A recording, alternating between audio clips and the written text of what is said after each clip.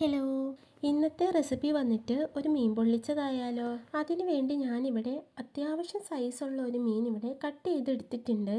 ഇനി നമുക്ക് ഈ മീനൊന്ന് ഫ്രൈ ചെയ്തെടുക്കാം. അതിനു വേണ്ടി മഞ്ഞൾപ്പൊടി, കാശ്മീരി മുളക് പൊടി, മല്ലിപ്പൊടി, ഫിഷ് മസാല, ആവശ്യത്തിന് ഉപ്പ്, ഇത്രയും ഇൻഗ്രീഡിയൻസ് ചേർത്ത് നമുക്കിതൊന്ന് മാഗ്നേറ്റ് ചെയ്തെടുക്കാം. ഞാൻ എടുത്തിട്ടുള്ള പൊടികളുടെ അളവുകളൊക്കെ ഞാൻ സൈഡിൽ മെൻഷൻ ചെയ്യാട്ടോ. മസാല തേച്ച് കഴിഞ്ഞാൽ നമുക്കിതൊരു അരമണിക്കൂർ റെസ്റ്റ് ചെയ്യാൻ വെക്കാം. ഒരു പാൻ അടുപ്പത്ത് വെച്ച് അതിലേക്ക് ആവശ്യത്തിന് വെളിച്ചെണ്ണ ഒഴിച്ച് നമുക്ക് ഈ മീനൊന്ന് ഫ്രൈ ചെയ്തെടുക്കാം. ഞാൻ ബാച്ചായിട്ടാണ് ഇത് ഫ്രൈ ചെയ്തെടുക്കുന്നത്. ഞാനിതിനു മുമ്പ് കരിമീൻ പൊള്ളിച്ചതിൻ്റെ വീഡിയോ ചെയ്തിട്ടുണ്ട്. ആ വീഡിയോയുടെ ലിങ്ക് ഞാനിതിൽ ആഡ് ചെയ്തേക്കാം. കാണാത്തവരുണ്ടെങ്കിൽ ഒന്ന് ചെക്ക് ചെയ്ത് നോക്കൂട്ടോ.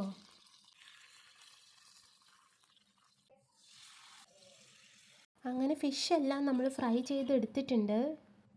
ഇനി ഇതിന് വേണ്ട മസാല തയ്യാറാക്കാം. അതിനു വേണ്ടി ഒരു ചട്ടിയിലേക്ക് ആവശ്യത്തിന് വെളിച്ചെണ്ണ ഒഴിച്ച് സവാള ചേർത്ത് കൊടുക്കുകയാണ്. സവാള പെട്ടെന്ന് വാടി വരാൻ വേണ്ടി കുറച്ച് ഉപ്പ് ചേർത്ത് കൊടുക്കാം. സവാള ഒന്ന് വാടി വരുമ്പോൾ അതിലേക്ക് ചെറിയ ഉള്ളി ചതച്ചത് ചേർത്ത് കൊടുക്കാം. ഇഞ്ചി വെളുത്തുള്ളി പേസ്റ്റ് ചേർത്ത് കൊടുക്കുകയാണ്. ആവശ്യത്തിന് കറിവേപ്പിലയും ചേർത്ത് കൊടുക്കാം.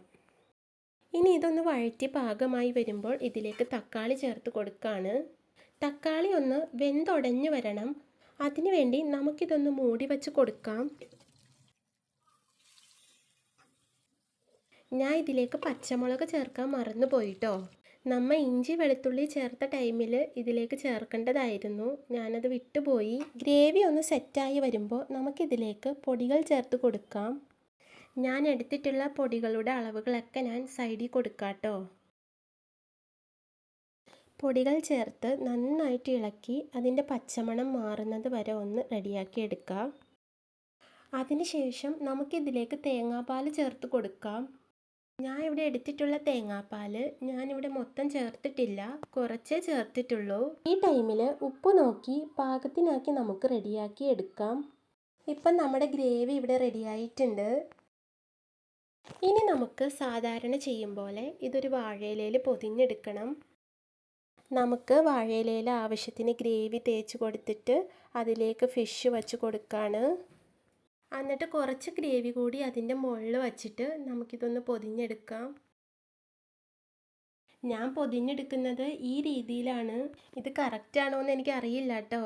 അപ്പം നിങ്ങൾ ചെയ്യുമ്പോൾ നിങ്ങൾക്ക് അറിയാവുന്ന രീതിക്ക് തന്നെ പൊതിഞ്ഞെടുത്തോട്ടോ. നമ്മളിപ്പോൾ എല്ലാം ഇവിടെ പൊതിഞ്ഞെടുത്തിട്ടുണ്ട്. ഇനി ഇതൊന്ന് തവയിലിട്ട് നമുക്ക് മറിച്ചും തിരിച്ചും ഒന്ന് ചൂടാക്കി എടുക്കണം കേട്ടോ. ഇപ്പം ഞാൻ എല്ലാം ഇവിടെ റെഡിയാക്കി എടുത്തിട്ടുണ്ട്. ഇനി നമുക്കിതൊന്ന് ഓപ്പൺ ചെയ്തെടുക്കാം കേട്ടോ.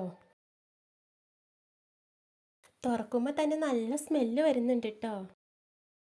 നമ്മുടെ സംഭവം ഇവിടെ സെറ്റായിട്ടുണ്ട്. ഗ്രേവിയൊക്കെ ഇതിലേക്ക് ചേർന്നിട്ട് നല്ലൊരു സ്മെല്ലാട്ടോ വരുന്നത്.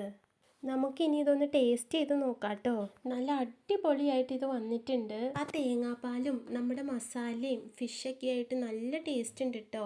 അപ്പം ഇനി മീൻ പൊള്ളിക്കുമ്പോൾ ഈ രീതിയിലൊന്ന് ട്രൈ ചെയ്ത് നോക്കട്ടോ. നല്ല റെസിപ്പി ആട്ടോ. വീഡിയോ ഇഷ്ടമായ ലൈക്ക് ചെയ്യാനും സപ്പോർട്ട് ചെയ്യാനും മറക്കരുതേ. അപ്പം ഇനി അടുത്ത വീഡിയോ കാണാം. അതുവരേക്കും ബൈ.